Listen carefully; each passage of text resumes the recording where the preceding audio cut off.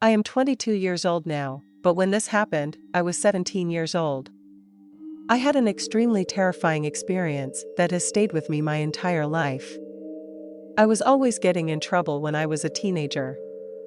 I was kicked out of 2 high schools, ran away multiple times, and made life hard for my parents and myself. When this went down, it was the summer, and I was in that I'll do whatever I want mode.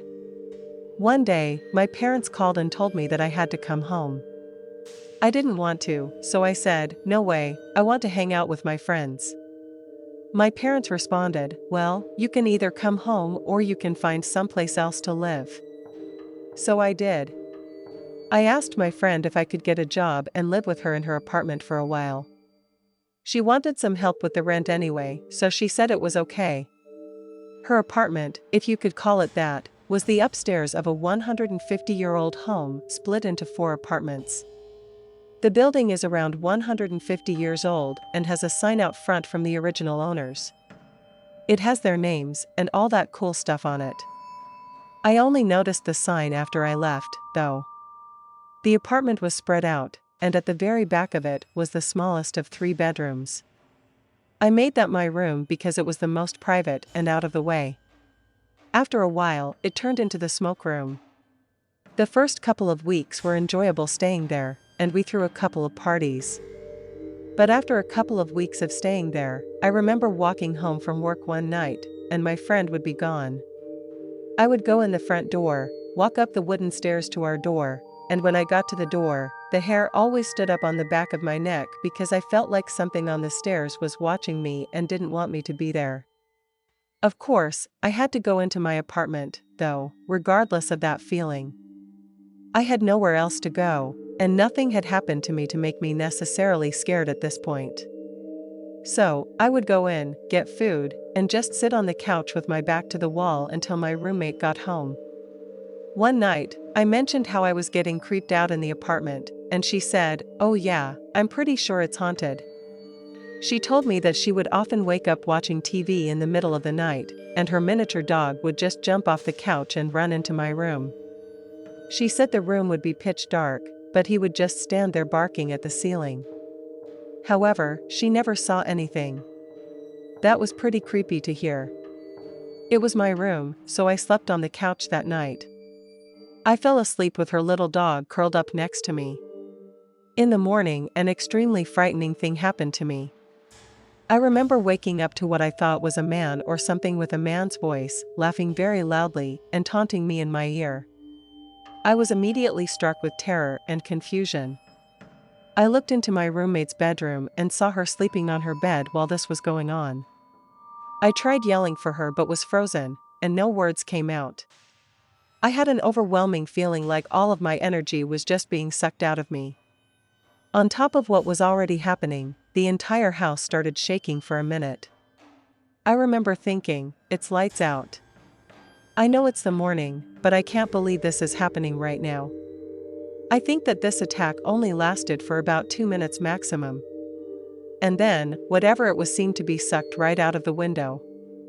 It's not that I saw it being sucked out of the window, but I just felt it leave that way. My voice returned after another minute, and I called for my roommate. When she woke up, she said that she had not heard or felt anything. I couldn't believe what had just happened, and I was way too petrified to continue living there. I told a couple of people about my experience, and I was so disturbed that I researched some of the home's history at the library. I honestly did not encounter anything too crazy, but I do believe that whatever attacked me may be a spirit that was unrestful. Or maybe, it's some sort of demonic attack. The idea scares me to death, but I'm pretty sure at this point it was something demonic. This happened somewhere around 7 or 8 years ago. I can't recall the exact amount of time that has passed. I was working at a nursing home when I was still in Baltimore, Maryland. I was a new nurse stationed at this skilled unit they called the vent unit. The patients or residents that stayed there looked like they were in critical condition with their ventilators attached to their trachea and PEG tubes attached to their feeding pumps. Still, they were stable enough to be placed on our unit. Our unit was like a crossroads. I don't know how to describe it, but I'll try. The nurse's station was in the middle, shaped like a circular area where you could see the north, south, east, and west hallways leading to the other units. The north hallway had a dead end that led to a wall at the far end and nowhere else to go. That side of the hallway always creeped me out, especially during the night shift, and unfortunately, I always worked the night shift. One night, it was past midnight, and the lights were dimmed, but the north hallway was notably darker than the rest, probably because it was a dead end. I was doing my chart checks when, out of the corner of my eye, I saw a very tall shadow that just glided toward a resident's room. I was facing the east wing at the time, because I didn't want to be facing the dark hallway, and still, it didn't spare me from witnessing something unusual. I did my best to shrug it off as my imagination, but I could feel something different. Anyway, since I did most of my rounds in quarter-hour intervals, I went to the north hallway to check on the patients. I didn't see anything out of the ordinary, no tall shadows, nothing unusual. So, I went on with my duties and continued my night. Fast forward to the next day, as I came in for my shift that night, and I was getting the reports.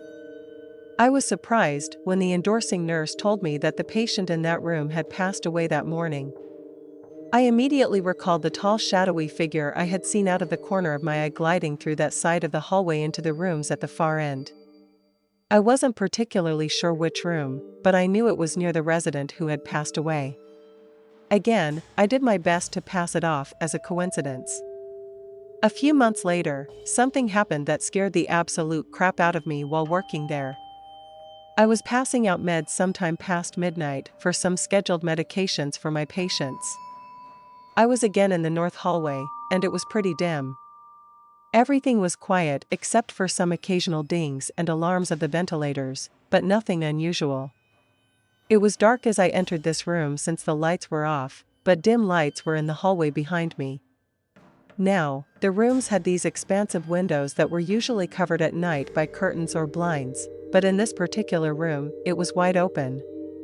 I couldn't see what was outside since it was pitch black, but the window served as a mirror where I could see my reflection and the reflection of the hallway behind me when I entered the room. I remember entering the room like it just happened yesterday. I felt like something was behind me. You know that feeling you get when you are being watched? The hairs on the back of your neck stand up, and there's that prickly sensation all over your body as your heart starts to race and pound faster? That's exactly what I felt. And what made it worse was when I was trying to find the room's light switch. I roamed my eyes all over the room while feeling my hand on the wall for the switch, and in the reflection on the window, I saw a tall, shadowy figure standing just behind me. My heart skipped a beat, and as soon as I found the switch, I turned it on. The figure disappeared from the reflection in the window. I was so freaked out that I never said a word that shift and just focused on my work to occupy my mind. Coworkers asked me to this day why I was so abrupt to leave that day, and honestly, I don't know how to explain it. It's one of those unforgettable moments that I will forever live with. My friend's uncle passed away a few weeks ago.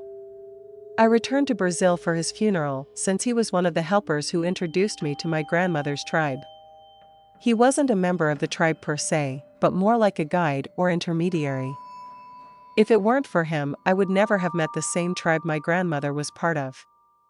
For those unfamiliar, my grandmother belonged to a native tribe in Brazil called the Taparapa. They are very mysterious and not particularly open to outsiders, which means they rarely communicate with people outside their community. My friend's uncle acted as a middleman, allowing me to connect with them. I wouldn't say I became friends with the tribe, but some elders still remembered my grandmother. During the funeral for my friend's uncle, amidst the sadness, I approached the casket to say my final goodbye. I couldn't bring myself to look directly at his face, afraid I might burst into tears. As my gaze slowly reached his face, I thought I saw a black veil covering it. For a moment, I wondered if someone had deliberately covered his face with a veil, but that didn't seem normal. When I glanced again from the corner of my eye, the veil was gone. I whispered to my sister, "Did you see the veil on his face?" My sister said no, and shushed me. Honestly, I know I saw something strange. Maybe it was just the heaviness of the moment or my grief playing tricks on me. However, as I was leaving, I overheard someone whispering about a black veil lingering over the body. What could it have been? Were we witnessing the presence of the Grim Reaper? Was it some sort of demon? Or perhaps it was just residual energy from my friend's uncle, clinging to the space. I may never know for sure. Thanks for sticking around till the end.